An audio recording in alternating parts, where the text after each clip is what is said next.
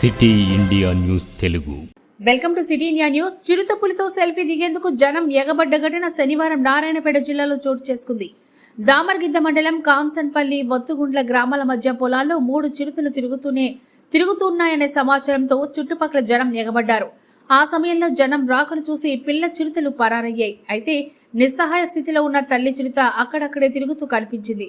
దీంతో కొందరు యువకులు ఆ చిరుతతో సెల్ఫీ కోసం ఎగబడ్డారు. ఈలోపు సమాచారం అందుకున్న అటవీ శాఖ అధికారులు అక్కడికి చేరుకొని దాన్ని పరిశీలిస్తున్నారు.